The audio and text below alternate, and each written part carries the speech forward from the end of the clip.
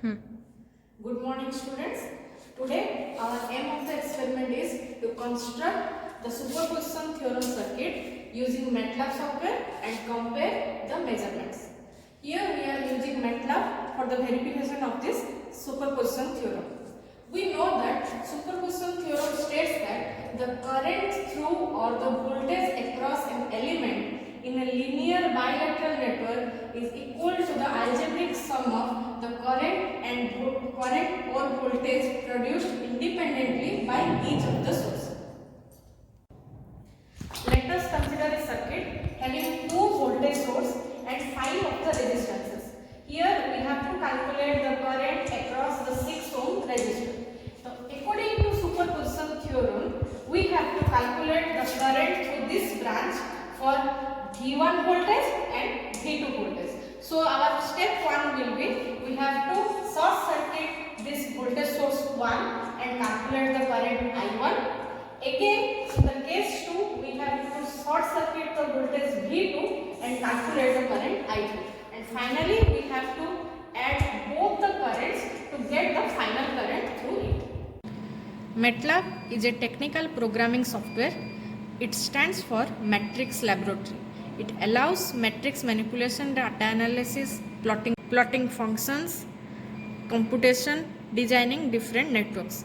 MATLAB provides number of elements on its library for designing and computing purpose. This is the home page of MATLAB. For designing our circuit, we have to go for Simulink. Simulink model page will open from it. This is the Simulink model page, which is named as Untitled One, and here we can find our library where we can find the elements which we are using for our network. And this is the library browser. We go for specialized power system where we can find our electrical source, DC voltage source. Just drag it to our Simulink model page. Then we want resistance, which we can search over here. This is the resistance.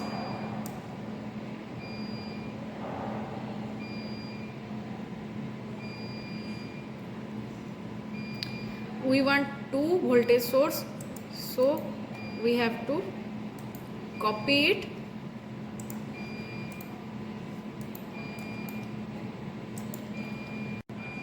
and paste it, and we want 5 resistances.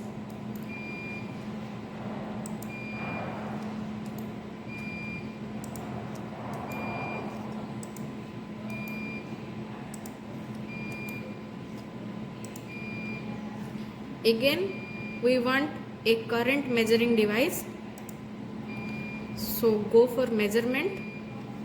There you can see the current measurement device.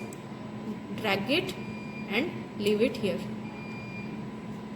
Now we have to arrange our circuit as per our requirement. As you can see, we have arranged all the elements as per the superposition theorem circuit. Now we have to set the values of different resistors and the 2 voltage sources.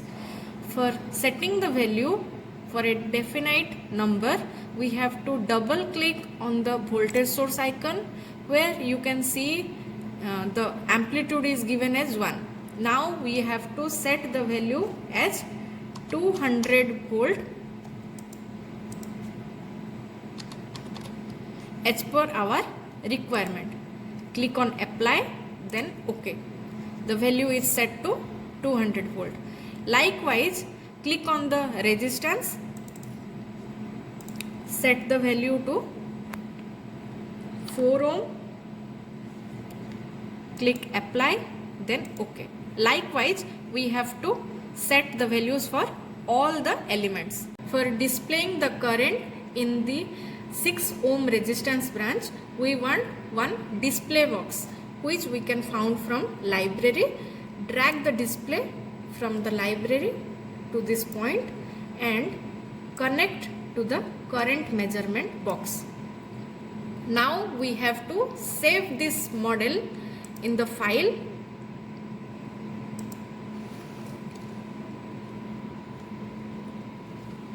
Name it as superposition.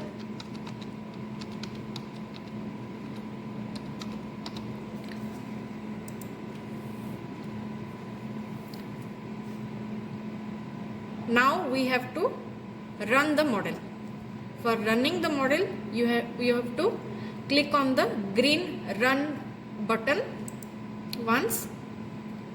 Then you can find that the display is showing the total current flowing through 6 ohm resistance branch is 23.33 ampere. As per the statement of superposition theorem, we have to consider one voltage source at a time for calculating the current through the branch, and finally we have to add both the currents. So I have considered this circuit having V1 short circuited and this circuit having V2 short circuited. Now we have to run the model to get the answer for I1 and I2.